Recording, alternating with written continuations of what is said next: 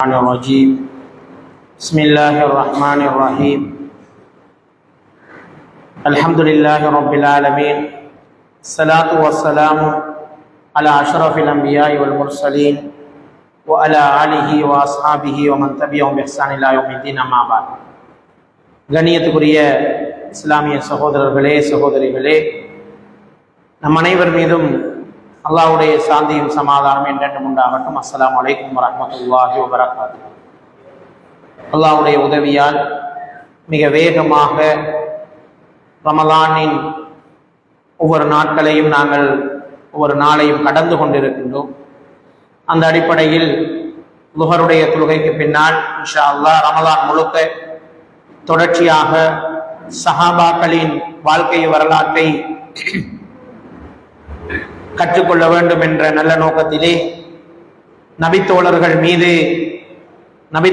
பற்றி கற்றுக்கொள்வோம், நபித்தோழர்கள் மீது பற்றுக்கொள்வோம் என்ற தலைப்பின் கீழால் தொடர் உரைகளை ஆற்ற வேண்டும் என்ற நல்ல நோக்கத்தில் முதலாவது அமர்வை நாங்கள் கடந்த வியாழக்கிழமை நிறைவு செய்திருந்தோம். நபித்தோழர் அபூபக்கர் சித்தீக் ரலியல்லாஹு அன்ஹு அவர்களுடைய வாழ்க்கையில் அவர்களை பற்றிய ஒரு அறிமுகம், அவர்களின் குடும்ப பின்னணி, அவர்களது மனைவி பிள்ளைகள், அவர்கள் பிறந்த இடம், அவர்களுடைய திருமண வாழ்க்கை, அவர்களுடைய தொழில் மற்றும் சமூக அந்தஸ்து, அவர்களுக்கு குர்ஆனிலும் சுன்னாவிலும் வழங்கப்பட்ட சிறப்பு பெயர்கள், அத்தீக் என்ற பெயர், அபூபக்கர் என்கின்ற பெயர், அஸ்ஸித்தீக் என்கின்ற பெயர், அல் அவுயா என்கின்ற பெயர் எல்லாம் எப்படி கிடைத்தது என்கின்ற வரலாற்று தொகுப்புகளை எல்லாம் நாங்கள் பார்த்தோம். அதற்கு பிறகு குர்ஆனிலே நபிகள் நாயகம் ஸல்லல்லாஹு அலைஹி வஸல்லம் குர்ஆனிலே அபூபக்கர் ரலியல்லாஹு தஆலா அவர்களை பற்றி சிறப்பித்து பேசப்பட்ட குர்ஆன் வசனங்களுக்கான தஃப்சீர்களை பார்த்தோம். அதற்கு அடுத்ததாக ஹதீஸ்களிலே ஸல்லல்லாஹு அலைஹி வஸல்லம் அவர்கள் 3 முக்கியமான விடயங்களை சொன்னார்கள். ஒன்று, யாரும் எனக்கு உதவி செய்யாத அளவுக்கு உதவி செய்தவர் அபூபக்கர் ரலியல்லாஹு தஆலா அவர்கள். யாருடைய செல்வமும் எனக்கு பயன்படாத அளவுக்கு அவருடைய செல்வம் எனக்கு பயன்பட்டது என்கின்ற விடயங்களை பார்த்தோம். அடுத்தது அபூபக்கர் ரலியல்லாஹு தஆலா அவர்களை பற்றி சொல்லப்படுகின்ற ஒரு ஹதீஸாக சொல்லப்படுகின்ற செய்தி, அது ஹதீஸ் கிடையாது, ஈமானினுடைய தரம் சம்பந்தமாக அந்த ஹதீஸ். அது ஃபலாயிலு ஸஹாபா போன்ற சில பாபுகளில் சில இமாம்கள் தொகுத்திருந்தாலும் அது சஹீஹான ரிவாயத்து கிடையாது என்கின்ற விடயத்தையும் நாங்கள் சொன்னோம். வாழும் போதே சொர்க்கத்துக்கு நற்செய்தி சொல்லப்பட்ட ஒரு சஹாபி என்ற விடயத்தை நாங்கள் பார்த்தோம்.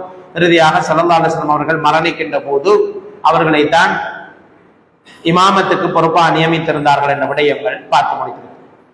அதனுடைய தொடர்ச்சியாக டியூட் வைத்திருப்பவர்கள் அதிலே பார்த்துக் கொள்ளலாம். ரசூலுல்லாஹி ஸல்லல்லாஹு அலைஹி வஸல்லம் அவர்களுடனான நட்பு தொடர்பாக நாங்கள் இன்று பார்க்க இருக்கின்றோம்.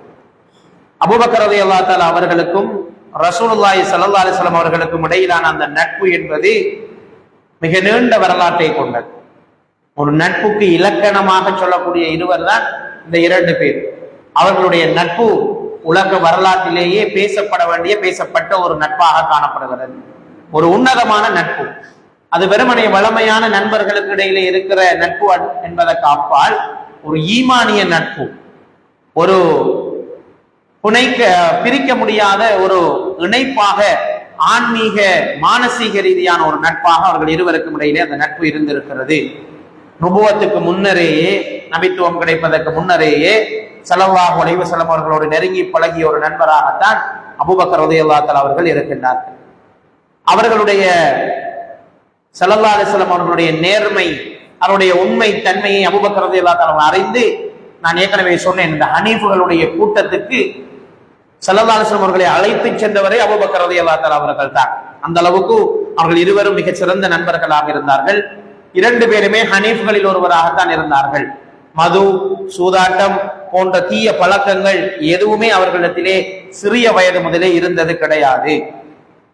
ஒரு தடையற்ற நம்பிக்கை அவர்களிடத்திலே இருந்தது. அதான் நான் ஏற்கனவே சொன்ன அந்த வரலாறு. ஸல்லல்லாஹு அலைஹி வஸல்லம் அவர்களை 2 முறை உண்மைப்படுத்தியவர் தான் அபூபக்கர் ரலியல்லாஹு தஆலா. முதலாவது தூதுத்துவம் கிடைத்த போது எந்த மறுப்பும் இல்லாமல் நீங்கள் உரை தூதர் தான் என்று ஏற்றுக்கொண்டவர் அபூபக்கர் ரலியல்லாஹு தஆலா. மியராஜுடைய சம்பவத்தின் போது நீங்கள் சொல்வது உண்மைதான் என்று ஏற்றுக்கொண்டவர் அபூபக்கர் ரலியல்லாஹு தஆலா அவர்கள் தான். அப்படி 2 பேரும் மிகச்சிறந்த நண்பர்களாக இருந்திருக்கிறார்கள். மாத்திரமல்ல, நான் யாரை இஸ்லாத்தின் பக்கம் அழைத்தாலும் அவர்களிடத்திலே ஒரு தயக்கம் இருந்தது. ஆனால் நான் அபூபக்கர் ரலியல்லாஹு தஆலா அவர்களை இஸ்லாத்தின் பக்கம் அழைத்த போது அவர் எந்த தயக்கமும் இல்லாமல் இஸ்லாத்தை ஏற்றுக்கொண்டார் என்று ஸல்லல்லாஹு அலைஹி வஸல்லம் அவர்கள் பிற்காலத்திலே ஒரு முறை சொல்லி காட்டுகின்றார். நான் பலருக்கு தௌவா செய்தேன், பலருக்கு என்னுடைய இஸ்லாமிய தாவாவை எத்தி வைத்தேன். ஆனால் பலருடைய நிலைப்பாடுகள் எப்படி இருந்ததுனால் முதலாவது அடுப்பிலேயே அவர்கள் ஏற்றுக்கொள்ளவில்லை, கொஞ்சம் சந்தேக கண் கொண்டு பார்த்தார்கள். ஆனால் அபூபக்கர் ரலியல்லாஹு தஆலா அவர்களிடத்திலே நான் சொன்ன போது அவர் எந்த விதமான சந்தேக கண் கொண்டும் என்னை பார்க்கவில்லை, என்னை அப்படியே ஏற்றுக்கொண்டு ஒருவராக இருந்தார் என்ற விடயத்தையும் அவர்கள் சொல்வதை நாங்கள் பார்க்கின்றோம். இன்ப துன்பங்களில் கூட இருந்த ஒரு தோழர். உண்மையான நட்பின் அடையாளம் சந்தோஷங்களில் மாத்திரம் கூட இருப்பது கிடையாது, கவலை, பிரச்சனை, நெருக்கடியான நிலைமைகளின் போது கூட இருக்க வேண்டும். ரசூலுல்லாஹி ஸல்லல்லாஹு அலைஹி வஸல்லம் அவர்களுடைய மக்காவினுடைய ஆரம்ப காலம் என்பது உங்களுக்கு தெரியும். தாவாவின் ஆரம்ப காலம் மிக நெருக்கடியான காலம். அந்த காலப்பகுதியிலே அபூபக்கர் ரலியல்லாஹு தஆலா அவர்களை யாரும் துன்புறுத்தவில்லை. இது ஒரு முக்கியமான ஒரு வரலாறு. ஆரம்பத்தில் அபூபக்கர் ரலியல்லாஹு தஆலா அவர்களை யாரும் துன்புறுத்த முன்வரவும் இல்லை. காரணம், அவர்கள் சமூகத்தில் ஒரு பெரிய அந்தஸ்திலே இருந்தார். நான் ஏற்கனவே சொன்ன இந்த பிளட் மணி வழங்குகின்ற பொறுப்பு, அந்த கொலை செய்யப்பட்டவர்களின் குடும்பத்துக்கு நீதி செலுத்துவதற்காக அந்த பிளட் மணி வழங்குகின்ற பெரிய நீதி சேவை பொறுப்பை அபூபக்கர் ரலியல்லாஹு தஆலா ஒப்படைத்திருந்தார். அடுத்தது நிறைய வியாபார விடயங்களை கோஆர்டினேட் பண்ணி குறைஷியருடைய வியாபாரத்துக்கு உதவி செய்கின்ற ஒருவர் அபூபக்கர் ரலியல்லாஹு தஆலா அவர்கள். அவரை பகைத்துக் கொள்வதற்கு குறைஷிகள் விரும்பவில்லை. இதனால் ஆரம்பத்திலே அபூபக்கர் ரலியல்லாஹு தஆலா அவர்களுக்கு எந்த தொந்தரவும் செய்யவில்லை, பேச்சுவார்த்தை தான் நடத்தினார்கள். நீங்கள் ரசூலுல்லாஹ்வோடு இருக்கக்கூடாது என்ற விடயத்தை தான் வலியுறுத்தினார்களே தவிர அபூபக்கர் ரலியல்லாஹு தஆலா அவர்களை அடித்து காயப்படுத்தியவர்களாக ஆரம்பத்தில் இருக்கவில்லை. ஆனால் ஸல்லல்லாஹு அலைஹி வஸல்லம் அவர்களுக்கு ஆரம்பம் முதலே கடுமையான தொல்லைகளை கொடுத்து வந்த போது தானாக முன் வந்து ஸல்லல்லாஹு அலைஹி வஸல்லம் அவர்களோடு கூடவே இருந்து அவர்களுக்கு விழுகின்ற எறிகளை, கல்லறிகளை தன் உடம்பின் மேல் வாங்கி கொண்டு அதனை சந்தோஷமாக ஏற்றுக்கொண்ட ஒரு நண்பர் தான் அபூபக்கர் ரலியல்லாஹு தஆலா அவருடைய தியாகம். இன்ப துன்பங்களில் இணை பிரியாத அந்த தன்மையை நாங்கள் பார்க்கிறோம். முறை அவ்வாறு எறியப்பட்ட ஒரு கல் அவருடைய முகத்தை பதம் பார்த்து சிதைந்து மிக பாரிய ஒரு இரத்த காயம் ஏற்படுகின்ற அளவுக்கு அவர்களுக்கு ஏற்பட்டிருந்த போதும் கூட தன்னுடைய உயிரை படையம் வைத்து ஸல்லல்லாஹு அலைஹி வஸல்லம் அவர்களோடு கூட இருந்த ஒருவர். மாத்திரமல்ல, ஹிஜ்ரத்துடைய நிகழ்வு ஸல்லல்லாஹு அலைஹி வஸல்லம் அவர்களோடு மிக நெருக்கமாக இருந்து அதனை பிளான் பண்ணி அதனை திட்டமிட்டு அதனை சக்சஸ் ஆக்கி கொடுத்தவர் அபூபக்கர் ரலியல்லாஹு அன்ஹு. மாத்திரமல்ல, தன்னுடைய மகள் ஆயிஷா ரலியல்லாஹு அன்ஹா அவர்களை ஸல்லல்லாஹு அலைஹி வஸல்லம் அவர்களுக்கு திருமணம் செய்து கொடுத்ததன் மூலம் தன்னுடைய நட்பை உறவாக மாற்றிக்கொண்டு இன்னும் இருவரும் உறவினர்களாக, ஏற்கனவே நான் சொன்னேன், 6வது பரம்பரையில் 2 பேரும் ஒரே வம்சத்தை சேர்ந்தவர்கள், குறைஷ் வம்சத்தில். இரத்த உறவும் இருக்கிறது, 2வது நட்புறவும் இருக்கிறது. இப்போது 3வதாக இருவருக்கும் இடையில் ஏற்பட்ட உறவுதான் ஆயிஷா ரலியல்லாஹு தஆலா அவருடைய திருமணத்தோடு அது திருமண பந்தமாகவும் இருவரும் மாமனார் மருமகன் என்கின்ற அந்த ஒரு திருமண உறவுக்குள்ளும் வந்து விடுகிறார்கள். ஒரே வயதை சேர்ந்தவர்கள் தான், ஆனால் அப்படியான ஒரு உறவையும் அவர்கள் ஏற்படுத்தி கொண்ட வரலாறுகளை நாங்கள் பார்க்கின்றோம். அன்புக்குரிய சகோதரர்களே, இவர்களுடைய தியாகம், அர்ப்பணம் என்பது வரலாற்றிலே இடம் பிடித்திருக்கின்ற மிக முக்கியமான விடயங்களாக இருக்கின்றது. அபூபக்கர் ரலியல்லாஹு தஆலா அவர்கள் செய்த தியாகத்தின் அளவுக்கு எந்த ஒரு நபித்தோழரும் செய்திருக்க முடியாது. அப்படி ஒரு விசாலமான தியாகத்தை இந்த மார்க்கத்துக்காக கொடுத்தவர்களில் ஒருவர் தான் அபூபக்கர் ரலியல்லாஹு தஆலா அவர்கள். குறிப்பாக அடிமைகளை விடுதலை செய்தல் தொடர்பாக அவருடைய வாழ்க்கையிலே நிறைய அடிமைகளை விடுதலை செய்து தன்னுடைய சொத்தினுடைய அதிகமான பகுதிகளை செலவழித்து முடித்தார். அந்த காலத்திலே அவர்கள் செய்த மிகப்பெரிய சமூக பணி அதுதான். ஏனென்றால் ஒரு அடிமையை விடுதலை செய்தால் அவர் நிச்சயமாக இஸ்லாத்துக்குள் வருவார். அவர் அடிமையாக இருந்தவர், வாழ்க்கையில் எல்லா கஷ்டங்களையும் சுகித்தவர், அவருக்கு அதற்கு மேல் ஒரு கஷ்டம் இருக்காது. எனவே இஸ்லாத்துக்காக எந்த தியாகத்தையும் செய்ய முன் வருவார். இதனால் தான் அபூபக்கர் ரலியல்லாஹு தஆலா அவருடைய தாவாவினுடைய ஒரு வழிமுறை, நல்ல வாட்ட சாட்டமான நல்ல உயிரோட்டம் மிக்க அடிமைகளை தேர்ந்தெடுத்து அவர்களை விலை பேசி வாங்கி எடுப்பார். அவர்கள் இஸ்லாத்துக்கு வருவது இஸ்லாத்துக்கு பலப்படுத்தும். பிற்காலத்தில் அவர்களால் இந்த மார்க்கத்துக்கு நிறைய உதவிகள் வரும் என்கின்ற விடயங்கள் இருந்ததால் தான் அவ்வாறான ஒரு முடிவை அபூபக்கர் ரலியல்லாஹு தஆலா அவர்கள் எடுத்தார்கள். அதில் மிக முக்கியமான ஒரு சஹாபி தான் எங்களுடைய பிலால் ரலியல்லாஹு தஆலா அவர்களை அவர்கள் விடுதலை செய்தது மிக முக்கியமான ஒரு வரலாற்று சம்பவம். உங்களுக்கு தெரியும், இந்த உமையா இப்னு ஹலஃப் என்று சொல்லக்கூடிய ஒருவர் குறைஷிகளிலே ஒரு முக்கியமான தலைவர்களில் ஒருவர். அவர்தான் ஏராளமான அடிமைகளை வைத்துக் கொண்டு அவர்களை விடுதலை செய்வதும் இல்லை, அவர்களை ஒழுங்கான முறையில் வாழ வைப்பதும் இல்லை, மிக மோசமான துன்புறுத்தல்களை செய்து வந்த ஒருவராக உமையா இப்னு ஹலஃப் அவர்கள் இருந்தார். அந்த நேரத்திலே அபூபக்கர் ரலியல்லாஹு தஆலா அவர்கள் அந்த ஆரம்ப காலத்திலேயே ஒரு நாள் இரவு உமையா இப்னு ஹலஃபினுடைய அடிமைகள் சிலரை சந்தித்தார்கள். அதிலே பிலால் இப்னு ரபா ரலியல்லாஹு அன்ஹு அவர்களும் ஒருவர். பிலால் இப்னு ரபா ரலியல்லாஹு அன்ஹு அவர்களும் ஒருவர். அந்த நேரத்திலே அவர்களை அணுகி, அடிமையாக நாங்கள் இருப்பதனால் அது அல்லாஹ்வுக்கு மாத்திரம்தான், அல்லாஹ்வுக்கு தான் நாங்கள் அடிமை, மனிதர்களில் யாருக்கும் நாங்கள் அடிமை கிடையாது, அல்லாஹ் எங்களை சுதந்திரவானாகத்தான் படைத்திருக்கிறார். இந்த செய்தியை தான் ரசூலுல்லாஹி ஸல்லல்லாஹு அலைஹி வஸல்லம் அவர்கள் கொண்டு வந்திருக்கிறார்கள். பாருங்க, இஸ்லாத்தை பத்தி சொல்றது எவ்வளவு நியூஸ் இருந்துச்சு. ஆனா அபூபக்கர் ரலியல்லாஹு தஆலா அவர்கள் அடிமைகளுக்கு செய்த தாவாவில் பயன்படுத்திய டூல் இந்த டூல் தான். இதைத்தான் சொன்னார்கள், மனிதனை மனிதன் அடிமைப்படுத்துவதிலிருந்து மனிதனை அல்லாஹ்வுக்கு மாத்திரம் அடிமைப்படுத்துவதற்காக வந்தவர் தான் ரசூலுல்லாஹி ஸல்லல்லாஹு அலைஹி வஸல்லம் அவர்கள். இந்த செய்தியை சொன்ன போது அது அடிமைகளுக்கு மிகவும் பெரிய தாக்கத்தை ஏற்படுத்தியது. இப்படி ஒரு செய்தியை வந்திருக்கிறதா, எங்களை யாரும் அடிமைப்படுத்த முடியாதா, எங்களை இறைவன் சுதந்திரவான்களாக தான் படைத்திருக்கிறானா என்ற செய்தியை சொன்ன போது, எங்களை நீங்கள் இஸ்லாத்துக்காக எங்களை அடிமையிலிருந்து விடுதலை செய்தால் எந்த தியாகத்தை நாங்கள் செய்வதற்கு தயார் என்கின்ற ஒரு வாக்குறுதியை அவர்கள் கொடுக்கிறார்கள். இந்த சந்தர்ப்பத்தில் தான் பிலால் ரலியல்லாஹு தஆலா அவர்கள் என்னை எப்படியாவது நீங்கள் அடிமை தலையிலிருந்து விடுதலை செய்யுங்கள், நான் இந்த இஸ்லாத்துக்கு சேவை செய்ய வேண்டும் என்று சொன்ன போது உமையா இப்னு ஹலஃப் அவர்களிடம் வந்து பேரும் பேசியிருந்தார். இந்த அடிமை எனக்கு வேண்டும், இவரை தர முடியுமா? அப்போது அவர் உமையா இப்னு ஹலஃப் சொல்கிறார், இவரையா விலை பேசுகிறீர்கள், இவரை சிறந்த அடிமைகள் இருக்கிறார்கள், இவர் ஒரு கருப்பினத்தவர், நீக்ரோ இனத்தை சேர்ந்த ஒருவர், பலவீனமான தோற்றம் கொண்ட ஒருவர், பெரிய உனக்கு பெரிய உதவிகளை செய்யக்கூடிய ஒருவர் கிடையாது, வியாபாரத்தில் உனக்கு உதவக்கூடிய ஒருவர் கிடையாது, இவரை விட நல்ல அடிமைகள் இடத்தில் இருக்கிறார்களே, அவர்களை உனக்கு தரட்டுமான்னு கேட்கிறார். இல்லை, எனக்கு இவர் தான் வேண்டும் என்று சொல்கிறார். அப்படி என்றால் இவருக்கு என்ன விலை என்று கேட்கிறார். அவர் சிறிய ஒரு விலையை சொல்கிறார். சொல்லிவிட்டு கேட்கிறார், ஏன் நீ இவரை விடுதலை செய்ய போகிறார், ஏன் இவரை வாங்க போகிறார்? அபூபக்கர் கேட்டபோது அவர் சொல்கிறார், இவர் இஸ்லாத்தை ஏற்றுக்கொண்டிருக்கிறார், எனவே இருக்கிற அடிமைகளில் மிக உயர்ந்தவர் இவர் தான், எனவே இவரைத்தான் விடுதலை செய்ய வேண்டும். சொன்ன உடனே உமையா இப்னு ஹலஃப் சொல்கிறார், அப்படி என்றால் உனக்கு இவர் பெருமதியானவர் அல்லவா, நீ எனக்கு இவருக்கு எவ்வளவு பெருமதி கொடுப்பாய்? அப்போது அபூபக்கர் ரலியல்லாஹு அன்ஹு அவர்கள் சொல்கிறார்கள், நீ 1000 பொற்காசுகளை கேட்டாலும் அதனை கொடுத்து விட்டு நான் இவரை விடுதலை செய்து கொள்வேன் என்று சொல்கிறார். அப்படியே அவர்கள் மிகப்பெரிய ஒரு தொகையை அவருக்காக கொடுத்து விட்டு அவரை விடுதலை செய்த போது உமையா இப்னு ஹலஃப் சொல்கிறார், நீ இவரை இலவசமாக கேட்டிருந்தாலும் நான் தந்திருப்பேனே என்று அவர் வேணும் என்று கேவலப்படுத்தியது. அவர் சொன்னார், நீ இதை விட அதிகமான காசை கேட்டிருந்தாலும் நான் இவரை வாங்கி இருப்பேன் என்று அபூபக்கர் ரலியல்லாஹு தஆலா அவர்கள் சொன்னபோது பிலால் ரலியல்லாஹு தஆலா அவருடைய கண்களிலே கண்ணீர் வடிகிறது. எனக்காக இந்த பெருமதி அல்ல, நான் சுமந்திருக்கிற இந்த தீனுக்காகத்தான் இந்த பெருமதி என்பதை அவர்கள் உணர்ந்து கொண்டார்கள். எனவே என்னை அவன் இலவசமாக கொடுப்பதற்கு தயாரான போது இந்த மார்க்கத்தை சுமந்தவன் என்பதற்காக எனக்கு கண்ணியப்படுத்தி என்னை கௌரவப்படுத்தி தன்னுடைய பொருளாதாரத்தில் கஷ்டப்பட்டு உழைத்து பெருந்தொகையை செலவழித்து இந்த அடிமையை விடுதலை செய்த அபூபக்கர் ரலியல்லாஹு தஆலா அவர்களுக்கு அவர்கள் நன்றி சொன்னது மாத்திரமல்லாமல் அன்று முதல் இஸ்லாத்துக்காக மிக பெரும் தியாகத்தை செய்த ஒருவராக மாறுகின்றார்கள். பத்ர் போராட்ட களத்திலே பிலால் ரலியல்லாஹு தஆலா அவர்கள் கலந்து கொள்கிறார்கள். அந்த சந்தர்ப்பத்திலே அபூபக்கர் ரலியல்லாஹு தஆலா அவர்கள் பிலால் ரலியல்லாஹு தஆலா அவர்கள் அழைத்து சொல்கிறார், உன்னுடைய எஜமான் உமையா இப்னு ஹலஃப் அதோ நிற்கிறார் என்று சொல்லி காட்டுகின்றார்கள். அந்த நேரத்திலே பிலால் ரலியல்லாஹு தஆலா அவர்கள் தேடி சென்று உமையா இப்னு ஹலஃப் அவர்களை தன்னுடைய கரங்களால் வெட்டி வீழ்த்திய வீர வரலாறுகளை நாங்கள் பார்க்கிறோம். எந்த சமூகம் இந்த சமூகத்தை அடிமைப்படுத்தி வைத்திருந்ததோ அந்த சமூகம் ஆளும் சமுதாயமாக மாறியது.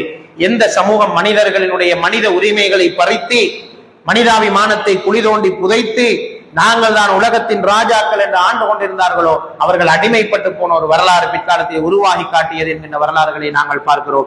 இப்படி இந்த வரலாற்றை உருவாக்கி காட்டியவர் அபூபக்கர் ரலியல்லாஹு தஆலா அவர்கள் என்பதை நாங்கள் பார்க்கின்றோம். அன்புக்குரிய சகோதரர்களே, ஹிஜ்ரத்திலே அபூபக்கர் ரலியல்லாஹு தஆலா அவருடைய தியாகத்தை பல கோணங்களிலும் பேசலாம். முதலாவது அவருடைய பொருளாதார தியாகம். பெரும் தொகை பணத்தை செலவழித்து தான் ஹிஜ்ரத்துக்கான ஏற்பாடுகளை செய்தார். வழிகாட்டியை தயார் செய்யவும், ஒட்டகத்தை தயார் செய்யவும், எல்லா ஏற்பாடுகளையும் செய்து பொருளாதார ரீதியாக எல்லா செலவினங்களையும் அவர்கள் பாரம் எடுத்துக் கொண்டார்கள். இரண்டாவது மானசீக ரீதியான ஒரு உதவி, அதுதான் ஸல்லல்லாஹு அலைஹி வஸல்லம் அவர்களுக்கு அதிகம் தேவைப்பட்டது. என்னோடு யார் இருப்பது? ஒரு இக்கட்டான சூழல், வாழ்வா சால்வா போராட்டம். இந்த நேரத்திலே எங்களை எதிரிகள் பிடித்துக் கொண்டால் சாவுதான், தப்பித்து போனால் வாழ்வு. எனவே வாழ்வா சாவா என்கிற இந்த போராட்டத்திலே அபூபக்கர் ரலியல்லாஹு தஆலா அவர்கள் கூடவே இருந்தார்கள். அந்த சௌர் குகையிலே இருக்கிற சந்தர்ப்பத்திலே ஒரு சம்பவம் நடக்கிறது. அந்த குகையிலே நிறைய துளைகள் இருந்தது. இரவிலே தங்கி இருக்கின்ற போது நிறைய துளைகள் இருந்தது. அப்போது ஸல்லல்லாஹு அலைஹி வஸல்லம் அவர்கள் சொல்கிறார்கள், இந்த துளைகளுக்குள் சில நேரம் விஷ ஜந்துக்கள் இருக்கலாம். தேள், பாம்பு போன்ற மோசமான விஷ ஜந்துக்கள் ஆள் நடமாட்டம் இல்லாத, ஆரவாரம் இல்லாத ஒரு ஏரியா. எனவே இந்த குகைகளுக்குள் விஷ ஜந்துக்கள் இருக்கலாம் என்று சொல்கிறார். எனவே தங்களிடம் இருந்த சில துணிமணிகளை கிழித்து அந்த துளைகள் ஒவ்வொன்றையும் அடைத்துக் கொண்டு வருகிறார்கள் அபூபக்கர் ரலியல்லாஹு அன்ஹு. ஸல்லல்லாஹு அலைஹி வஸல்லம் அவர்களுக்கு எந்த ஆபத்தும் வந்து விடக்கூடாது என்பதால் அடைத்து விட்டு இருவரும் தூங்கி கொண்டிருக்கின்ற போதுதான் ஸல்லல்லாஹு அலைஹி வஸல்லம் அவர்கள் அபூபக்கர் ரலியல்லாஹு அன்ஹு அவருடைய மடியிலே தலை வைத்து ஓய்வெடுத்துக் கொண்டிருக்கின்றார். அந்த நேரத்திலே பார்க்கிறார்கள், செட்டியாக ஸல்லல்லாஹு அலைஹி வஸல்லம் அவர்களுடைய கால் பாகத்திலே ஒரு துளை இருக்கிறது, அதை அடைப்பதற்கு துணியும் இல்லை. இப்போது அங்கிருந்து ஏதாவது விஷ ஜந்துக்கள் வந்துவிட்டால் என்ன செய்வது என்று சொல்லிவிட்டு அபூபக்கர் ரலியல்லாஹு அன்ஹு அவர்கள் தன்னுடைய கால் பாதங்களால் அதனை அப்படியே பொத்தி அடைத்துக் கொள்கிறார்.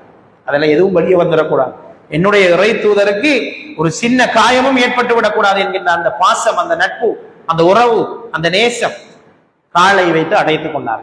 அல்லாஹ்வுடைய நாட்டம் அபூபக்கர் ரலியல்லாஹு அன்ஹு அவர்களுக்கு அதுக்குள்ள இருந்து ஏதோ ஒரு விஷ ஜந்து வந்து தீண்டி விடுகிறது. கடுமையான வலி ஏற்பட்ட போது கூட அபூபக்கர் ரலியல்லாஹு அன்ஹு அவர்கள் சத்தமிட்டு அழுதால் ஸல்லல்லாஹு அலைஹி வஸல்லம் தூக்கம் கலைந்து விடும். அவர்கள் இப்போதுதான் ஓய்வெடுக்கிறார்கள், நீண்ட பயண களைப்பு, அதுவும் ஒரு டென்ஷனான நேரம், தூக்கம் லேசில வராது, ஸல்லல்லாஹு அலைஹி வஸல்லம் தூங்கி கொண்டிருக்கிறார். எனவே இந்த நேரத்திலே நான் ஸல்லல்லாஹு அலைஹி வஸல்லம் அவர்களை டிஸ்டர்ப் பண்ணக்கூடாது என்பதற்காக அந்த வலியையும் பொறுத்து கொண்டு அழுகையை அடக்கி கொண்டிருக்கிறார்கள். அந்த நேரத்திலே அறியாமல் உடம்பினுடைய வலி தாங்காமல் முகத்தில் இருந்து கண்ணீர் வழிந்து ஸல்லல்லாஹு அலைஹி வஸல்லம் முகத்திலே விழுந்து விடுகிறது. உடனே அவர்கள் எழுந்து பார்க்கிறார்கள், அபூபக்கர் ரலியல்லாஹு அன்ஹு அழுது கொண்டிருப்பதை பார்த்து கேட்கிறார், என்ன நடந்தது? அப்போதுதான் நடந்த விடயத்தை சொல்கிறார்கள். ஸல்லல்லாஹு அலைஹி வஸல்லம் அவர்கள் அல்லாஹ்விடத்திலே பிரார்த்தனை செய்துவிட்டு அபூபக்கர் ரலியல்லாஹு அன்ஹு அவர்களுடைய காலிலே ஓதி ஊதுகின்றார்கள். அல்லாஹ் தஆலா அந்த இடத்திலே அவர்களுக்கு சுகத்தை கொடுக்கிறான். பெரிய ஆபத்துகள் எதுவும் அவர்களுக்கு நேரவில்லை. அதற்கு பின்னால் எதிரிகள் சூழ்ந்து கொண்ட அந்த சம்பவம் நாங்கள் பார்த்தோம்.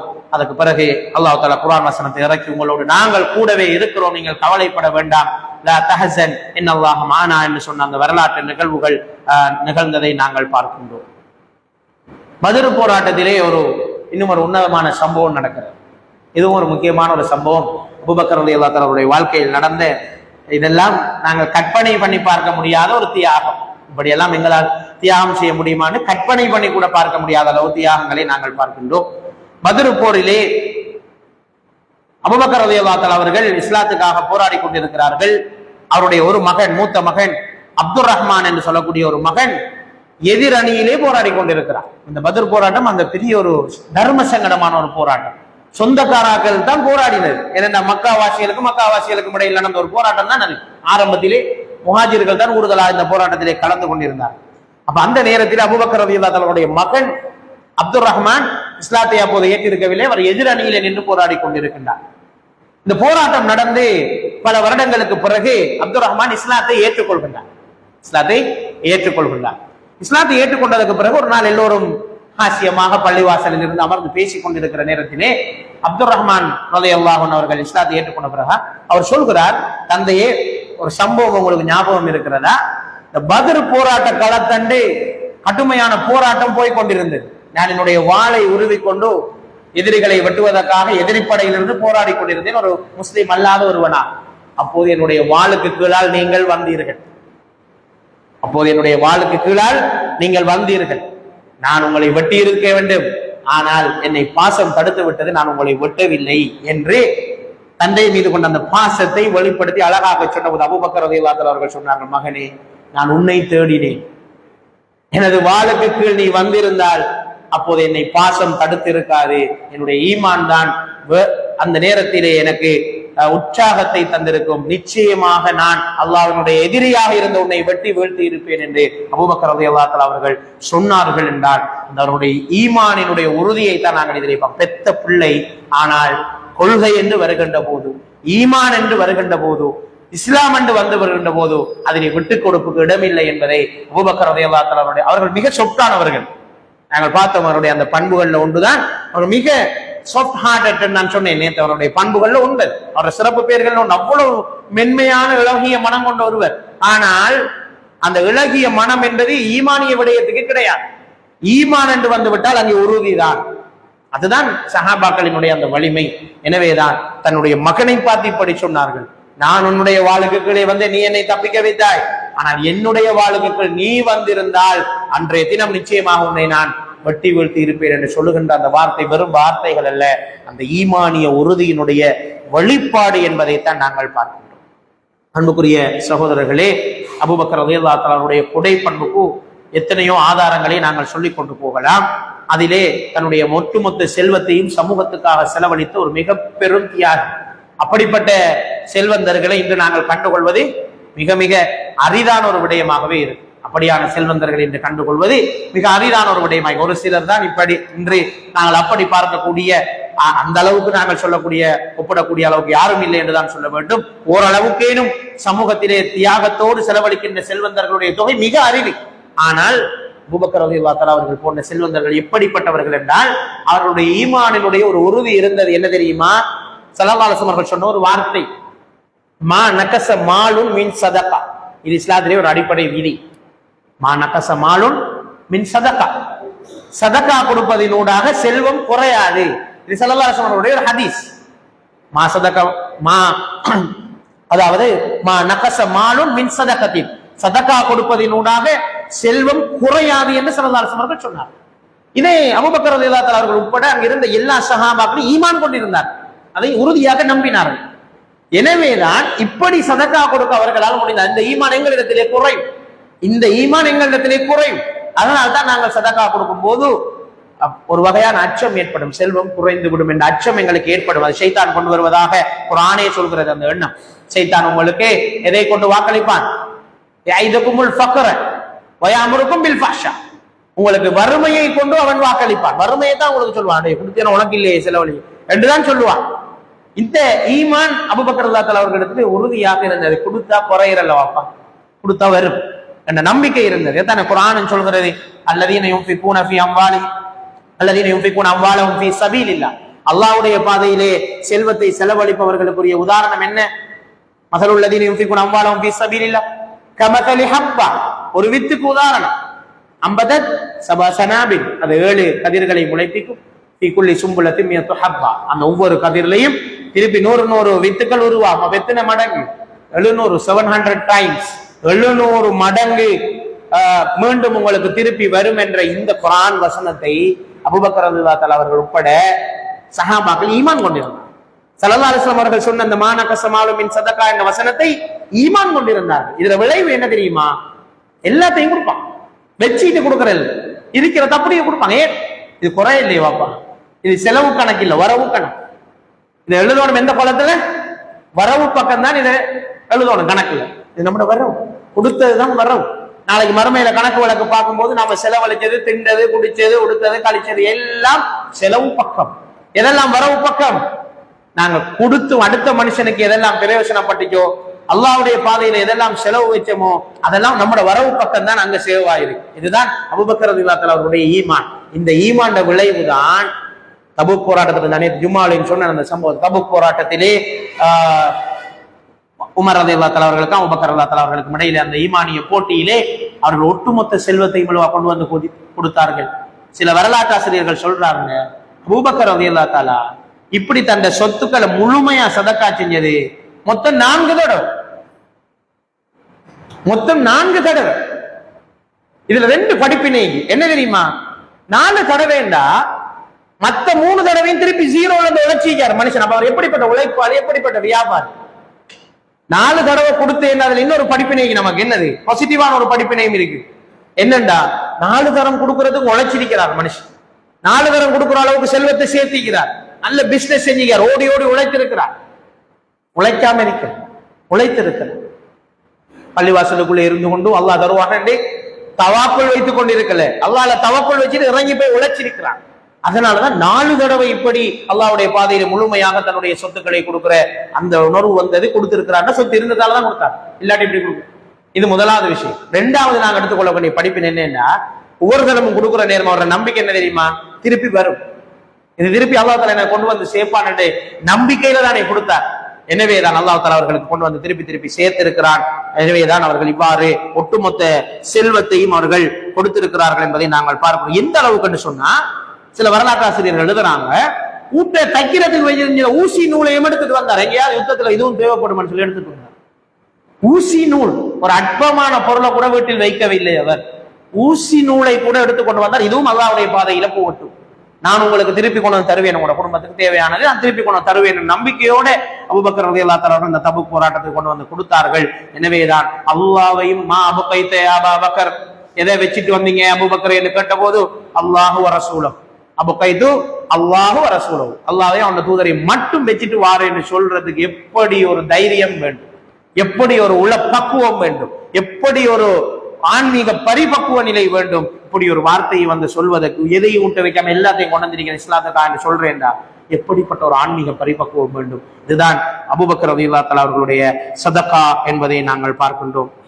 அன்புக்குரிய சகோதரர்களே, வறுமை ஒழிப்பிலும் சமூக பாதுகாப்பிலும் அவர்கள் செலுத்திய கவனம் மிக அலாதியான. அவர்கள் கலிபாபாக இருந்த காலத்திலே அரச கருவூலத்தில் இருந்த செல்வங்களை எல்லாம் ஏழைகளுக்காக முழுமையாக பகிர்ந்தளித்து கொடுத்தார், மிச்சம் வைக்காம கொடுத்தார். அந்த நேரத்திலே உமர் ரலியல்லாஹு தஆலா அவர்கள் வந்து பாரம் எடுக்கிற நேரம், சொத்துக்களை பாரம் எடுக்கும் டியூட்டி அசியூம் பண்ற நேரம் என்ன செய்யணும், பழைய ஆள்ற டியூட்டியில இருந்து அவர் கடிதம் கொண்டு தரோம், நான் இன்னென்ன பொருட்களை உங்களுக்கு ஒப்படைச்சேன், இன்னென்ன பொருட்களை நான் பெற்றுக்கொண்டேங்கிறான், அவர் அரசு நிர்வாகத்தை பொறுப்பெடுக்கும். பொறுப்பெடுக்கிற நேரம் வந்து பார்த்தா பைத்துல் மால் ஒரே ஒரு திர்ஹம் இருந்தது, ஒரே ஒரு திர்ஹத்தை தான் மிச்சம் வச்சுட்டு போயிருந்தா. எல்லாத்தையும் தன்னுடைய காலப்பகுதியில தேவையான மக்களுடைய சேவைகளை செய்து முடிக்கிறதுக்காக வேண்டி கொடுத்திருந்ததை நாங்கள் பார்க்கின்றோம். குளிர்காலத்திலே விதவைகளுக்காகவும் ஏழைகளுக்காகவும் போர்வைகளையும் ஆடைகளையும் வாங்கி கொடுத்து மிக பாரிய ஒரு தண்ட சொத்துக்களை மதுக்காவை செலவழிச்ச ஒரு மிகப்பெரிய ஒரு தனவந்தர், ஒரு செல்வந்தர், ஒரு சதகா செய்யக்கூடிய ஒரு முசத்திக்காக அவர் இருந்திருக்கிறார் என்பதை நாங்கள் பார்க்கிறோம். இன்னும் ஒரு சுவாரஸ்யமான சம்பவம், மிஸ்தஹ் ரலியல்லாஹு அன்ஹு அவர்கள் சம்பந்தமான சம்பவம். இதுவும் ஒரு பிரபலமான ஒரு சம்பவம். உங்களுக்கு தெரியும், இந்த ஹதீத்துல் இஃப்கன் சொல்லி ஒரு சம்பவம் நடந்தது. ஹாதிசத்துல் இஃப்கன் சொல்றது, அதாவது அவதூறு நிகழ்வு. ஸல்லல்லாஹு அலைஹி வஸல்லம் ஹிஜ்ரி 5ஆம் ஆண்டு பனு முஸ்தலக் என்ற ஒரு இடத்துல ஒரு சின்ன படையெடுப்பு ஒன்று நடந்தது. அதுக்கு போற நேரம் ரசூலுல்லாஹி ஸல்லல்லாஹு அலைஹி வஸல்லம் ஒரு பழக்கமிக்கும், எப்போதும் மனைவிமார கூட்டிட்டு தம்புவாங்க. யுத்தங்களுக்கு பயணங்களுக்கு போற நேரம் சீட்டு குலுக்கி போடுவாங்க, யார் வார யாராவது ஒரு மனைவியை துணைக்கு அழைத்துக் கொள்வார்கள் ஸல்லல்லாஹு அலைஹி வஸல்லம். அப்படி அந்த முறை போனவர் ஆயிஷா ரலியல்லாஹு அன்ஹா. அப்ப ஆயிஷா ரலியல்லாஹு அன்ஹா அவர்களுக்கு சின்ன வயது, இள வயதுல இருந்த ஒரு ஆள். அப்ப அந்த நேரத்திலே தான் பனு முஸ்தலக் போராட்டத்துக்கு போயிடுறாங்க. போய் எல்லாம் முடிஞ்சு வர நேரம் ஆயிஷா ரலியல்லாஹு அன்ஹா அவர்களுக்கு தனியான ஒரு ஒட்டகம் ஒன்று இருந்தது. அந்த ஒட்டகத்திலே அந்த உப்பரிகைன்னு சொல்லுவார்கள், ஒரு கூடாரம் மாதிரி ஒன்று அடிச்சு அதுக்குள்ளதான் ஆயிஷா ரலியல்லாஹு அன்ஹா அவர்கள் இருப்பார். ஆயிஷா ரலியல்லாஹு அன்ஹா அவர்கள் நல்ல மெலிந்த தோற்றமுடையவர். அந்த நேரத்திலே சின்ன பிள்ளை, ஒரு இளவயதாள், ஒரு யுவதி. ஆகவே அவருடைய உடல் எடை ஒருவர் இருக்காரா இல்லையாண்ட சிந்திக்கின்ற அளவுக்கும் மெலிஞ்ச ஒரு தோற்றம் கொண்ட ஒருவர். அப்ப சஃப்வான் இப்னு முஅத்தல் என்று சொல்லக்கூடிய ஒரு சஹாபி இருந்தார். சஃப்வான் இப்னு முஅத்தல் என்று சொல்லக்கூடிய ஒரு சஹாபி இருந்தார் ரலியல்லாஹு அன்ஹு. அவரை தான் ஸல்லல்லாஹு அலைஹி வஸல்லம் அவர்கள் பொறுப்பாக்கி விட்டு வருவார்கள். ஒரு படையெடுப்புக்கு போனா, யுத்தத்துக்கு போனால், யுத்தம் முடிஞ்சு எல்லாரும் போனதுக்கு பிறகு அவர்கிட்ட சொல்லுவாங்க, நீங்க தாமதமா தான் வரும். எல்லாரும் போனதுக்கு பிறகு நீங்க தாமதித்து ஒரு 2-3 மணி நேரம் காத்திருந்ததுக்கு பிறகுதான் நீங்க வரணும். அதுக்கு ஒரு நியாயம் இருந்தது. ஏனென்றால் வந்தவர்கள் யாராவது மிஸ் ஆகி அங்க போயிருக்கலாம். இப்ப இருக்கிற மாதிரி தொடர்பாடல் திறன்கள், மிஸ் கால் அடிச்சு ஆக்கள் எடுக்கிறதுக்கு, ஆக்களை கூப்பிட்டு கால் பண்ணி எடுக்கிறதுக்கான வசதிகள் இல்லை. அப்ப யாரும் மிஸ் ஆயிருந்தாலும் தெரியாது அவங்க இருக்காங்களா இல்லையா. ஆகவே இவர்களை விட்டுட்டு வருவாங்க. அவர் கொஞ்சம் ரூட் எல்லாம் நல்ல கிளியர். சஃப்வான் இப்னு முஅத்தல் ரலியல்லாஹு அன்ஹு, அதனாலதான் அவரை விட்டுட்டு வருவாங்க. ஏதாவது பொருட்கள், கொண்டு போன பொருட்களை நீங்கள் மிச்சம் வைத்திருந்தாலும் அவற்றையும் எடுத்துக்கொண்டு வர வேண்டும் என்பதற்காக அவர்களை பொறுப்பாக்கி இருந்தார். இப்ப பனு முஸ்தலக் போராட்டத்துக்கு போயிருந்த நேரத்திலே ஆயிஷா ரலியல்லாஹு அன்ஹா அவர்கள் இந்த மாலை தொலைந்த அந்த சம்பவம் எல்லாம் நடந்து அதுக்கு பிறகு அவர்கள் தாமதமாகி விட்டார்கள். உடனே ஸல்லல்லாஹு அலைஹி வஸல்லம் அவர்கள் ஏறுங்கன்னு சொல்ல எல்லாரும் ஏறினதா, போங்கன்னு சொல்ல எல்லாரும் கிளம்பி வந்தாச்சு. ஆயிஷா ரலியல்லாஹு அன்ஹா அவர்கள் மிஸ் ஆயிட்டாங்க. அந்த உப்பரைக்குள்ள ஏறல் எல்லா பொம்பளையிலும் போயிட்டாங்க, எல்லா ஆம்பளையிலும் போயிட்டாங்க, தனியே இருந்தாங்க. அப்ப அவங்களுக்கு வழியும் தெரியாது. நான் சொன்னேன், சின்னால் வழியும் தெரியாது, எப்படி போறேன்னு தெரியாது. அப்ப அழுது கொண்டு ஒரு இடத்த போய் உட்கார்ந்துட்டு இப்படி இருந்துட்டாங்க, இப்படி குந்திட்டு இருந்துட்டாங்க. இருந்தோடனே இப்ப சஃப்வான் இப்னு முஅத்தல் எல்லாத்தையும் வாஷ் பண்ணிட்டு வார, ரசூலுல்லாஹ் ஒப்படைச்ச பணி எல்லாத்தையும் பார்க்கணும். அப்படியே தேடி தேடி தேடி தேடி எல்லாம் பார்த்துட்டு வந்தா கடைசியா ஒரு பெண் இருக்கிறார். தோற்றத்தை வைத்து கண்டுபிடித்து விட்டார்கள், இவர் ஆயிஷா ரலியல்லாஹு அன்ஹா. கிட்டையும் போகல, அந்த மனுஷன் கிட்டையும் போகல. நீங்க தூரத்துல இருந்து கொண்டு சொன்னார், நீங்க உங்களோட ஒட்டகத்துல ஏறுங்க, நான் ரசூலுல்லாஹ்வினால் நியமிக்கப்பட்ட பணியாளர், உங்களை பாதுகாப்பா மதீனாவுக்கு கொண்டு போய் சேர்ப்பேன் என்று தூரத்துல இருந்து சொன்னார். அப்ப உடனே ஆயிஷா ரலியல்லாஹு அன்ஹா நிம்மதி, அல்ஹம்துலில்லாஹ்னு சொல்லிட்டு உப்பரைக்குள்ள ஏறி இருந்து உடனே ஒட்டகத்தை அவர் ஓட்டிக்கொண்டு அவர் ஏற்கனவே மிஸ்ஸான பொருட்கள் அதையெல்லாம் எடுத்துக்கொண்டு வார். இது ஒரு முனாஃபிக் கண்டுட்டு, இந்த சம்பவத்தை ஒரு முனாஃபிக் கண்டுட்டு கண்ட உடனே எங்கடா ரசூலுல்லாஹி ஸல்லல்லாஹு அலைஹி வஸல்லம் அவர்களை வீழ்த்தலாம், அவர்களின் மீது ஒரு அவதூறை பரப்பலாம், அவர்களை எப்படி டேமேஜ் பண்ணலாம் என்று காத்து கொண்டிருந்தார். சமூகத்தில் அப்படித்தானே சிலர் மனசை எப்பயும் அப்படித்தான். மனுஷர்கள் செய்யற நல்ல விடயங்களை எல்லாம் விட்டுட்டு அவனோட குறைகளை எப்படி தேடி அவனை பகிரங்கப்படுத்தி அவனை மானபங்கப்படுத்தி அவனை அவமானப்படுத்தி அவனை இல்லாமலாக்கலாம் யோசிக்கிற ஒரு கூட்டம் அன்றைக்கும் இருந்தது, இன்றைக்கும் இருக்கு. சரி, எப்பவும் சமூகத்தில் இருக்கிறதா அப்படி ஒரு கூட்டம். உடனே இந்த சம்பவத்தை மதீனாவுல பரப்பி விட்டாங்க. இப்படி ரசூலுல்லாஹ்வுடைய மனைவி ஆயிஷா ஒரு அந்நிய ஆணோடு தட்டத்தனியாக பாலைவனத்திலே பயணிப்பதை நான் வல்லாஹி கண்டேன். கண்டதானே? கண்டதுமே வல்லாஹி கண்டேன். இவ்வளவுதான் பிறகு இனி சமூகத்துல அது எப்படி போய் சேரும்? உங்களுக்கு தெரியும் எப்படி போய் சேரும். ஆயிஷா ரலியல்லாஹு அன்ஹா ஒரு இளம் பொம்பளை, அதுவும் அபூபக்கர் ரலியல்லாஹு அன்ஹுவோட மகள், ரசூலுல்லாஹ்வோட மனைவி. இப்ப இந்த சம்பவத்தை காட்டு தீ போல சமூகத்துல மதீனாவுக்குள்ள பரப்பி விட்டார். ஆயிஷா ரலியல்லாஹு அன்ஹா அவர்கள் மோசமான நடத்தை கொண்டவர் என்று சமூகத்தில் இந்த முனாஃபிக்கள் மிக மோசமாக ரசூலுல்லாஹ்வுக்கு சரியான கவலை. ஆனால் இப்போ ஒரு இறை தூதரா நடந்து கொள்றையா, ஆயிஷாவினுடைய அன்பு கணவரா நடந்து கொள்றையாங்கிற உள போராட்டத்தில் ஸல்லல்லாஹு அலைஹி வஸல்லம் அவர்கள் தேர்ந்தெடுத்தது இறை தூதராக நான் நடந்து கொள்ள வேண்டும் என்ற ஆப்ஷனை தான் தேர்ந்தெடுத்தாங்க. உடனே சொன்னாங்க, நீங்க உங்களோட உம்மோட வீட்டுல போயிருங்க, விட்டு அனுப்பியாச்சு. உங்களோட நடத்தையில குறைபாடு என்று இப்பொழுது விமர்சிக்கப்படுகிறது, அல்லாஹ்விடத்திலிருந்து தீர்ப்பு வரும் வரை நீங்கள் உம்மாவின் வீட்டுக்கு போயிருங்க, என்னோட இருக்கீங்களா? உடனே இது ஆயிஷா ரலியல்லாஹு அன்ஹா சரியான கவலை. என்ன ரசூலுல்லாஹ் நம்பலை, அடுத்தாக்கள் என்ன பத்தி என்னவா பேசிட்டு போட்டும், ரசூலுல்லாஹ்னு சொல்லல. உண்மையா ஆயிஷா நாயகி நீங்க குற்றவாளி சொல்லல, சுத்தவாளின்னு சொல்லணும். ஆனா இந்த விஷயத்த சொன்னா நீங்க தாயிட வீட்டுல போய் இருங்க என்று சொன்னது உண்மையிலே ஆயிஷா ரலியல்லாஹு அன்ஹா அவங்களுக்கு பெரிய உளப்பாதிப்பு. அழுது கொண்டே இருந்தார்கள், சாப்பிடவும் இல்லை குடிக்கவும் இல்லை, அழுது கொண்டே இருந்தார்கள். உண்மையிலேயே அந்த ரெண்டு சஹாபாக்கள் ஒரு வார்த்தை கூட பேசிக்கொள்ளவும் இல்லை. ரெண்டு பேரும் தனித்தனியா வரவும் இல்லை. அவன் மூடின அந்த அறைக்குள்ள இருந்துதான் நொட்டகத்துல பயணம் செஞ்சு வந்தான். மிக பாதுகாப்பா கொண்டு வந்து ஒப்படைத்தார் சஃபா. இப்ப அவருக்கு ஒரு பெரிய சங்கடம், அவர் நன்மை செய்ய போய் அவரையும் விட்டுக்கட்டித்தான் இந்த சம்பவம் பேசிக்கொண்டு போகிறார்கள். இந்த நேரத்திலே தான் இந்த ஹதீஸ் கட்டுமையா பரவி கொண்டு போகுதோ, இந்த நேரத்திலே அல்லாஹ் தஆலா ஒரு ஒரு கற்புள்ள பெண்ணின் மீது அவதூறு சொல்வது எவ்வளவு பாவம், அந்த பாவத்தை செய்பவர்களுக்கு என்ன தண்டனை, 80 கசையடிகள் வழங்கப்பட வேண்டும் என்ற தண்டனை அல்லாஹ் தஆலா உடனே இறக்குகின்றான். சூரத்துல் நூர் இறக்கப்பட்டது இதற்காக. ஆயிஷா ரலியல்லாஹு அன்ஹா அவர்களை காப்பாற்ற அல்லாஹ் தஆலா பூமியிலிருந்து தீர்ப்பு சொல்லல, வானத்திலிருந்து தீர்ப்பு சொன்னான். வானத்திலிருந்து தீர்ப்பு சொல்லி ஒரு சூறாவே இறக்கினான். ஆயிஷா ரலியல்லாஹு அன்ஹா சுத்தமானவர், அவர் எந்த விதமான கரைப்படியாதவர். இந்த வதந்திய பரப்பினார்களே அவர்கள் அத்தனை பேரும் 80 கசையடிகள் வழங்கப்பட வேண்டும். மிக மோசமான ஒரு அவதூறு. இவைக்கு மட்டும் இல்லை இந்த தண்டனை, இது ரசூலுல்லாஹ்வுடைய மனைவி ஆயிஷா. எனக்கு அவருக்கு இந்த சட்டம் இல்லை. இனி உலகத்துல பிறக்க போற ஒவ்வொரு பெண்ணுக்கும் இந்த பாதுகாப்பு கொடுக்கப்பட வேண்டும். உலகத்துல எந்த ஒரு பெண்ணின் மீது அவதூறு சொன்னாலும் இந்த தண்டனை இந்த சிஸ்டத்தை இந்த சட்டத்தை நீங்க சரியா படிச்சா இஸ்லாத்துல அந்த பியூட்டியை கண்டுகொள்ளலாம். என்ன தெரியுமா இந்த சட்டம் என்ன தெரியுமா சொல்லுது, நீ உண்மையா கண்டாலும் அது அவதூறு தான். ஏன்னு சொல்லுவா, சமூகத்துல டக்கன்னு இந்த மோசமான விஷயங்கள் பரவக்கூடாது. சமூகத்துல டக்கன்னு ஒரு பெண்ணின் மீது அவதூறு சொல்லிடக்கூடாது, அதை துடைக்கிற கஷ்டம். அப்படி வந்தா அதை துடைக்கிற கஷ்டம். எனவே இஸ்லாம் சொன்ன சட்டம் என்ன தெரியுமா, பாருங்க இந்த சட்டத்தை, அந்த ஆழத்தை பாருங்க, இந்த சட்டத்துல ஆழத்தை. இஸ்லாம் என்ன சொல்றது, அந்த சூரத்து நூறுல நீங்க ஒரு பெண்ணின் மீது அவதூறு சொல்றீங்க, கண்ணால கண்டிருக்கிறீங்க, 3 பேரு உங்களோட சேர்ந்து கண்டிக்கிறாங்க, நீங்களும் இன்னும் 2 பேரும் சேர்ந்து கண்டிக்கிறீங்க, கண்டது உண்மை. நீங்க இப்ப அந்த பெண்ணின் மீது சொன்ன சாட்சியத்தை 4 சாட்சியத்தை கொண்டு உங்களால நிறுவையிலாட்டி உங்களை 3 பேருக்கு 80 கசையடி கிடைக்கும். இதுதான் தன்மை. இந்த சட்டத்தை பாருங்க எவ்வளவு நுணுக்கு விளைஞ்ச சட்டம். நான் காண்ற ஒரு பெண் தவறு செய்யறத காண், அல்லது ஒரு ஆண் தவறு செய்யறத காண். இப்ப என்னோட 2 பேர் சாட்சிக்கு இருக்கிறாங்க, 3 பேர் சாட்சிக்கு மீக்கிறோம். இந்த 3 பேரும் கண்ணால கண்டு நீதிமன்றத்துல வழக்கம் போட்டுட்டோம். இப்ப 4வதாக ஒருவரை சாட்சிக்கு கொண்டு வரோம், இல்ல சாட்சிக்கு கொண்டு வரதுக்கு இல்ல ஒருத்தர். நீதிபதி அந்த பெண்ணிட்ட கேட்கிறான், அந்த பெண் ஒத்துக்கொள்ள இல்ல. இப்ப அடுத்தது என்ன, குற்றம் சாட்டின. இது இஸ்லாத்துல அடிப்படை விதியா? இது ஒரு அடிப்படை விதி.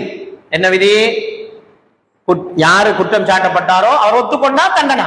அது அங்கால சாட்சி இந்த உண்டு வழக்கே நடக்காது. ஒத்துக்கொண்டால் தண்டனை தான், சரிதானே?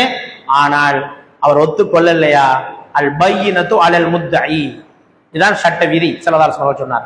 ஆதாரத்தை கொண்டு நிரூபிக்கிறது வழக்கு போட்டாடுற பொருள். எனவே என்ன செய்யணும்? 4 சாட்சி கொண்டு வரும். 4 சாட்சி இல்ல, நீங்க இந்த பெண்ணின் மீது அவதூறு செலுத்தியதுக்காக உங்களுக்கு 80 காசு வழங்கும். இப்ப என்ன நடக்கும்னு சொல்லுங்க. கண்டத்துக்கெல்லாம் கேஸ் போட மாட்டேன், கேஸே போட மாட்டேன், வரவும் மாட்டான், சாட்சி சொல்ல மாட்டான். கண்ணால கண்ட 4 சாட்சி, கண்ணால கண்ட 4 சாட்சி இருந்தா மட்டும்தான் இந்த விபச்சார கூட்டத்தை நிறுவ முடியும். இது இஸ்லாமிய சட்டம். ஏன் இவ்வளவு கடுமையாக்கி வச்சிருக்கேன்னா, இது ஒழுக்க சீர்கேடு நடக்கணும் என்று தோன்றதுக்காக இல்ல, பெண்கள் ஒழுக்கம் பாதுகாக்கப்படும். நாளைக்கு சமூகத்துல நீங்க லேசா சொல்லிட்டு போலாம், பேஸ்புக்ல லேசா எழுதிட்டு போலாம் ஒரு பெண்ணினுடைய நடத்தையை பற்றி மோசமானவள், ஆனால் அதை துடைக்கிறதுக்கு மிச்ச காலம் துடைக்க இயல. ஒரு பெண்ணினுடைய அவதூறு நாங்க சுமத்திட்டோம்னால் அது பாரிய விளைவுகள் அந்த பரம்பரைக்கு ஏற்படுத்தும். எனவேதான் இஸ்லாமிய கடுமையான ஒரு சட்டத்தை பிரயோகிச்சு சொன்னதுதான் சட்டம். நீங்க கடுமையான ஒரு சட்டம். இதுலயும் ஒரு படி மேல இன்னொரு சட்டம் என்ன, கணவன் மனைவி, கணவன் மனைவியை தவறான நடத்தையோடு கண்டு அவனுக்கு 4 சாட்சிகள் மூலம் நிரூபிக்க முடியாவிட்டாலும் அவனுக்கு தண்டனை வழங்கப்படாது. ஆனால் இருவரையும் பிரித்து வைப்பார்கள், இது தலாக்கிற ஒரு வகையில உண்டு. இருவரையும் பிரித்து வைப்பார்கள். சாட்சியை கொண்டு நிறுவும் வரைக்கும் அந்த பெண்ணுக்கு தண்டனை கிடையாது. எனவே பெண்களை பாதுகாப்பதற்காக இஸ்லாம் வைத்திருக்கிற மிகப்பெரிய ஒரு விஷயம் இந்த சூரத்து நூர். ஆயிஷா ரலியல்லாஹு அன்ஹா இந்த சம்பவத்துலதான் இந்த சட்டங்களை எல்லாம் அல்லாஹ் அப்படியே இறக்கிட்டு போறாங்க. சூரத்து நூர் எடுத்து பாருங்க, ஃபுல்லா சட்ட புத்தகம், லோ காலேஜ்ல படிக்கிற மாதிரி சூரத்து நூர் எடுத்து நீங்க வாசிச்சா ஃபுல்லாவே சட்டம், அவ்வளவு சட்டமும் தண்டனையும் தான். சரிதானே? அப்படி இருக்கு. அப்படியான ஒரு சம்பவம் தான் இந்த சம்பவத்துல. விஷயம் என்னென்றால், அபூபக்கர் ரலியல்லாஹு அன்ஹு அவர்கள் நிறைய குடும்பங்களுக்கு மாதாந்த நிதி கொடுப்பனவு கொடுத்து அவர்களை வாழ வைத்துக் கொண்டிருந்த ஒருவர். நம்ம பாஷையில சொன்னா ஸ்காலர்ஷிப் ப்ராஜெக்ட் செஞ்சுட்டு இருந்தவரா, தேவையான ஆட்களுக்கு மாசம் மாசம் கொடுப்பனவுகளை கொடுத்து அவங்களை வாழ வச்சுட்டு இருந்தார். அதுல ஒரு ஆள் தான் மிஸ்தஹன்னு சொல்லக்கூடிய ஒரு சஹாபி. கடும் வறுமை, அவரோட குடும்பம் வாழ்றதுக்கு கஷ்டம். அவரோட சொந்தக்காரர் அபூபக்கர் ரலியல்லாஹு அன்ஹு சொந்தக்காரர். அவருக்கும் அபூபக்கர் ரலியல்லாஹு அன்ஹு மாசம் மாசம் என்ன செய்வாரு, ஒரு தொகையை கொடுத்துருவார். நான் அவங்களோட குடும்ப செலவுக்கு வச்சுக்கோங்க, வளமையா கொடுத்து தொடர்ந்து கொடுத்து வந்த உடனே அபூபக்கர் ரலியல்லாஹு அன்ஹு இந்த சம்பவம் நடந்துட்டு எனக்கு கேள்விப்படுறாங்க. இந்த சம்பவத்தை பரப்பின முக்கியமான ஆட்கள்ல மிஸ்தகும் ஒரு ஆள். எந்த ஒரு ஈமான் கொண்ட நல்ல மூமின்கள் சஹாபாக்கள் இந்த சம்பவத்தை யார்ட்டையும் கலைக்கல. எல்லாருக்கும் கவலை, ரசூலுல்லாஹ் இப்படி நடந்துட்டு என்று மௌனமா இருந்தான். ஆனா சந்தேகங்கள் இருந்தது. மனுஷன் தானே, சைத்தான் சந்தேகங்களை போற சந்தேகங்கள் இருந்து யாரும் பேசல, அமைதி காத்து கொண்டு இருந்தான். ஆனா இந்த மிஸ்தகங்கிற சஹாபி உட்பட இன்னும் சில இந்த பரப்பின முனாபிக்குகளோட சில அவங்களும் சேர்ந்து இந்த வேலையை செஞ்சார்கள். உடனே அபூபக்கர் ரலியல்லாஹு அன்ஹு இந்த செய்தி கேள்விப்பட்டோம், சத்தியம் பண்ணி சொன்னா, இதுக்கு புறம் மிஸ்டருக்கு நான் எந்த உதவியும் செய்ய மாட்டேன். சரியா பிள்ளையா? சத்தியம் செஞ்சது சரியா பிள்ளையா? சரி.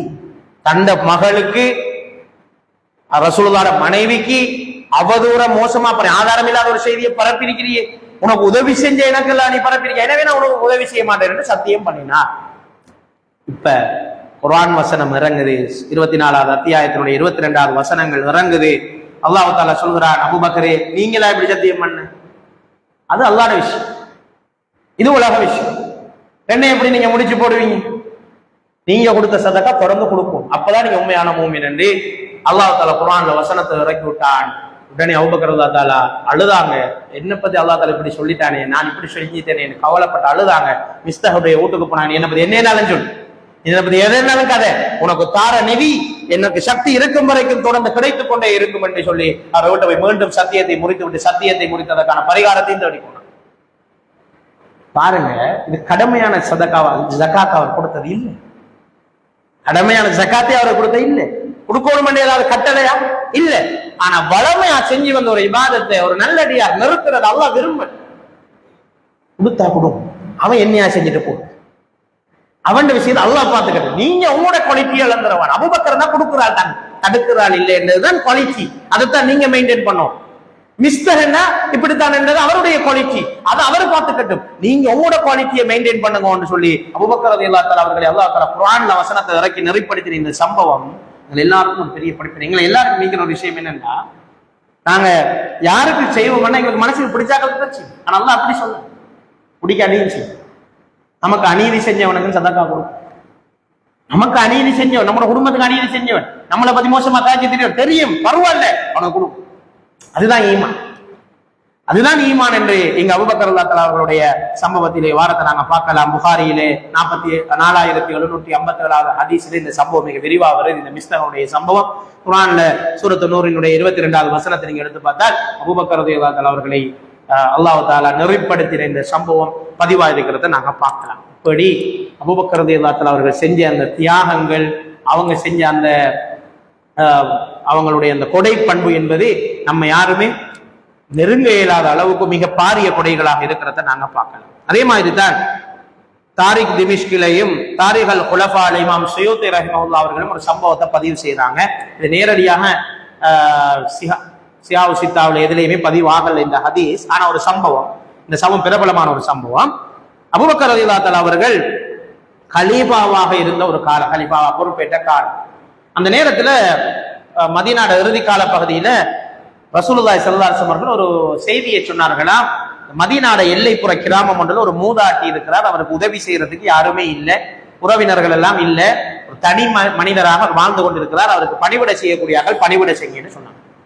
அந்த நேரத்தில் அபூபக்கர் ரலியல்லாஹு தஆலா அவர்களுக்கும் உமர் ரலியல்லாஹு தஆலா அவர்களுக்கும் போட்டி தானே, இதுலயும் போட்டி தான். அப்ப அவங்க ரெண்டு பேரும் யார் அவருக்கு போய் உதவி செய்யறேன்னு சொல்லிட்டு போன சந்தர்ப்பங்களில் எல்லாம் உமர் ரலியல்லாஹு தஆலா அவரோட வீட்டுக்கு போவார், அவரோட எல்லா பணிவிடையும் செய்யப்பட்டது, வீடு வாசல் வந்து புறவாக்கி அழகா அவர் எல்லா செயற்பாடுகளும் செஞ்சு அவர் ஆடைகள் எல்லாம் கழுவி கொடுக்கப்பட்டு எல்லாம் செய்யப்பட்டிருக்கு, திரும்பி வந்துடுவோம்.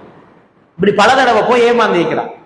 இப்ப அபூபக்கர் ரலியல்லாஹு தஆலா அவர்கள் கலீஃபாவாக பதவியேற்றதுக்கு பிறகு ஒரு நாள் உமர் ரலியல்லாஹு தஆலா அவர்கள் அந்த மூதாட்டியினுடைய வீட்டுக்கு போற, இன்றைக்காவது நமக்கு அந்த சந்தர்ப்பம் கிடைக்குதா என்று பார்க்க போற நேரம் தான் இடையில் அபூபக்கர் ரலியல்லாஹு தஆலா அவர்களை சந்திக்கின்றார். அது வரைக்கும் தெரியா இவர் தான். சந்திக்கிற நேரம் தான் கேட்கிறார், எங்க போயிட்டு வாரீங்க? இப்படித்தான் இந்த மூதாட்டியினுடைய வீட்டிலே பணிவிடை செய்து ரசூலுல்லாஹி அவர்கள் சொன்னவா, அதை நான் மிஸ் பண்றேன், அதிகாலையிலேயே தொழுது முடிச்சோன்னா அவரோட வீட்டுக்கு போய் அந்த பணிவிடைகளை நான் செய்து விட்டு வருவேன் என்று அபூபக்கர் ரலியல்லாஹு தஆலா அவர்கள் சொன்னதாகவும், அந்த பெண்மணியிட்ட உமர் ரலியல்லாஹு தஆலா அவரே கேட்பாங்க, யார் உங்களுக்கு யாருன்னு தெரியும், அவர் மனுஷர் வருவார், எனக்கு எல்லா உதவியும் செஞ்சு இருந்துட்டு போவோம், யாருன்னு கூட அவர் சொன்னது இல்லை. இதான் உண்மையான சதக்கா, இதான் உண்மையான உதவி. லேபிள் போட்டு பெனர் போட்டு செய்யற உதவிகள் அல்ல, அல்லாஹ்விடம் மிக ஏற்றமானது. யாரு செஞ்சீங்கன்னு தெரியும், இதுக்கு அவர் கலீஃபா, இத்தனைக்கும் அவர் ஒரு நாட்டினுடைய ஜனாதிபதி, ஒரு சாம்ராஜ்யத்தினுடைய ஜனாதிபதி. ஆனா ரசூலுல்லாஹி இதுல நன்மதிக்கு சொன்னி அதை மிஸ் பண்ண கூடாது என்பதற்காக தேடி போய் அந்த பெண்ணினுடைய வீட்டிலே உதவி செய்து விட்டு வருகின்ற அளவுக்கு அபூபக்கர் ரலியல்லாஹு தஆலா அவர்களுடைய அந்த மனம் இளகிய மனமாக இருந்திருக்கிறது என்பதைத்தான் நாங்கள் இந்த வரலாற்று சம்பவங்கள் படித்துக் கொள்கின்றோம். இறுதியாக ஒரு சம்பவத்தை சொல்லி இன்றைய அமர்வை நிறைவு செய்யலாம். அபூபக்கர் ரலியல்லாஹு தஆலா அவர்களுடைய இந்த பேணுதல், அல்வரா என்று சொல்லுவோம் நாம். அல்வரா அரபுல சொல்ற பேணுதலுக்கு அல்வரா. மார்க்கத்துல ரெண்டு விஷயம் இருக்கிறது, ஒன்று ஃபத்வா, இன்னொன்று தக்குவா. இந்த ரெண்டுக்கும் இடையில தான் மனிதர்கள், பெரும்பாலான மனிதர்கள் எதை தெரியுமா பின்பற்ற? ஃபத்வா. ஆமா ஆகாது, கூடுமா கூடாது என்றுதானே பாக்குறேன். ஆனா ஒரு சில மனிதர்கள் தான் இருப்பார்கள், ஈமான உச்சதரத்தில் உள்ளவர்கள், அவர்கள் ஹலால்ற எல்லைக்கு போக மாட்டாங்க, நடுவுல இருக்கிற ஹலால மட்டும் தான் அனுபவிப்பாங்க. ஹலால்ற எல்லை எப்படிக்குமே ஒரு வட்டம் ஒன்று கீறுங்களே, நடுவுல ஒரு வட்டம் ஒன்று கீறி, பெரிய ஒரு வட்டம் ஒன்று பெரிய கீறினா நடுவுல இருக்கிறதா ஹலால்ற வட்டம்டா, அதுல நடுவுல இருக்கிற பகுதி, மையத்தை சுத்தி இருக்கிற பகுதி தான் உண்மையாக பெர்ஃபெக்டான ஹலால். அப்படி எல்லையை தாண்டி தாண்டி எல்லை கிட்ட வரும்போதோ அதுக்கு சொல்ற முஸ்தபிஹாத் சொல்ற. முஸ்தபிஹாத் இஸ்லாமிய ஃபிக்ஹ் கண்ணோட்டத்தில் அதுக்கு பேரு முஸ்தபிஹாத். இதுக்கு தெளிவான ஒரு ஹதீஸ் இருக்கிறது, இன்னல் ஹலால பையின் வ இன்னல் ஹராம பையின் வ பைனஹுமா உமூருன் முஸ்தபிஹாத் என்று ஸல்லல்லாஹு அலைஹி வஸல்லம் சொன்னார். ஹலாலும் தெளிவானது, ஹராமும் தெளிவானது, ரெண்டோட பார்டர்லயும் சாமை. அதான் இந்த முஸ்தபிஹாத். முஸ்தபிஹாத் என்று சொன்னா சந்தேகத்துக்கிடமான விஷயங்கள், இது கூடுமா கூடாதா என்று நமக்கு ஒரு சந்தேகம் வருதல்வா, அதெல்லாம் முஸ்தபிஹாத் தான். எதெல்லாம் இது சோறு சாப்பிட யாரு ஹலாலான்னு யோசிக்கிறீங்களே. ஒரு ஒரு சிங்கள சகோதரர் கடைக்கு போய் அல்லது வீட்டை போய் சாப்பிடுற சோறு வைக்கிறான், இது ஹலாலான சோறானே யாரும் கேட்கறல, ஏன்னா அது ஹலால் என்று எல்லாருக்கும் தெளிவு. ஆனா இறைச்சி கொண்டு வந்து வைக்கிறார், இப்ப டக்குன்னு ஒரு கேள்வி வாரன் என்று ஹலாலா என்று நாங்க கேட்போம். இறைச்சிலையும் சாராயத்திலையும் ஹலால் ஹராம் பண்ற முஸ்லீம்கள் எதுல பண்ற இல்ல, இந்த ரெண்டுலையும் நம்ம பண்ற. சாராயத்துல ஹலால் ஹராம் ஃபுல் போவேன், சாராயம் ஹராம், அதை குடிக்கிறது சரிதானே.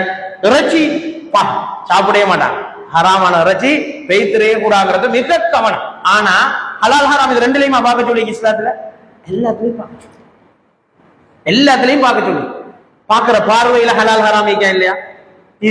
இதுல யாரு ஹலால் ஹராம் அந்த அளவுக்கு மிக இக்கட்டாக நாங்க அதை பின்பற்றுறது மிக குறைவு. பொருளாதாரத்துல, பிசினஸ்ல, வட்டியில மத்த கொடுக்கல் வாங்கல்கள்ல எங்கேயாவது ஒரு 10 ரூபா எடுத்துக் கொள்ளையிலுமான நான் பாக்குறேன் தவிர அந்த தக்குவாவோட தவிர்ந்து கொள்வோம் என்று பார்க்கிற வீதம் ரொம்ப குறை.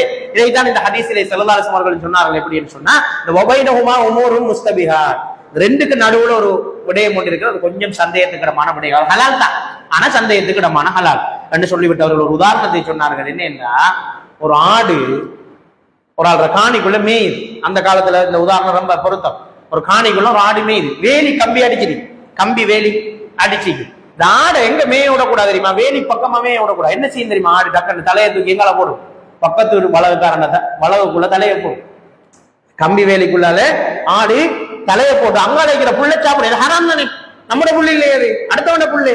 இதைத்தான் ஸல்லல்லாஹு அலைஹி வஸல்லம் உதாரணமாக சொல்ல. எப்படி ஒரு அருமையான உதாரணம் பாருங்க. இந்த வேலி அடிச்சிருக்கிற வளவுக்குள்ள மேய்கிற ஆடுமா இதுதான் இந்த முஸ்தபிஹார். எல்லையில மேய விட்டீங்கன்னா தலையை போடும் ஆடு. அப்ப நீங்க ஹலால்ல தொங்கல் வைக்கிற ஹலால அனுபவிச்சு பழகினீங்க, அடுத்த லேசா ஹராத்துக்குள்ள போவீங்க. அதான் ரசூலுல்லாஹி ஸல்லல்லாஹு அலைஹி வஸல்லம் எச்சரித்த விஷயம். நடுவுல நின்றுங்க ஏன் சொன்ன தெரியுமா? சைட்டுக்கு போவாதீங்க ஏன் சொன்ன தெரியுமா? போய் பழகிட்டீங்க, எல்லாத்தையும் ஃபத்வா எடுத்து பழகிட்டீங்க, தக்குவா வேலை செய்யாது. அல்லாஹ் மீதான அந்த வரா இல்லாம போயிட்டு. இங்க பாருங்க, அபூபக்கர் ரலியல்லாஹு அன்ஹுடைய வரா எப்படிப்பட்ட ஒரு வரான்னு சொன்னால், இந்த சம்பவம் பதிவா இருக்கிறது. ஒரு நாள் அபூபக்கர் ரலியல்லாஹு தஆலா அவர்கள் இருக்கிறார்கள். அந்த நேரத்தில் அவருடைய பணியாளர்களில் ஒருவர் ஒரு உணவை கொண்டு வந்து கொடுக்கின்ற நேரம் அபூபக்கர் ரலியல்லாஹு தஆலா அவர்கள் அவர் தினமும் தான் சம்பாதிக்கின்ற ஊதியத்தில் ஒரு பகுதியை அபூபக்கர் ரலியல்லாஹு தஆலா அவரிடத்திலே கொடுப்பார். ஒரு நாள் அவர் கொண்டு வந்தது உணவு, கொண்டு வந்து கொடுத்தார். சாப்பாடு, இது நான் சம்பாதிச்சுட்டு வந்தது. அப்ப உடனே அபூபக்கர் ரலியல்லாஹு தஆலா உடனே யோசிக்கல, சாப்பிட்டுட்டார்.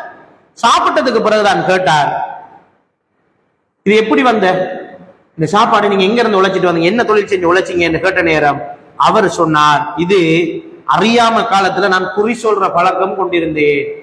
ஒரு ஆளுக்கு குறி சொல்லி இருந்தா அப்ப கூலி வாங்க மறந்துட்டேன், இப்பதாங்க தந்த ஹாஷா அதுல வாங்கிட்டு வந்த சாப்பாடு தான் என்று சொன்னான். அப்ப இது ஹராமே.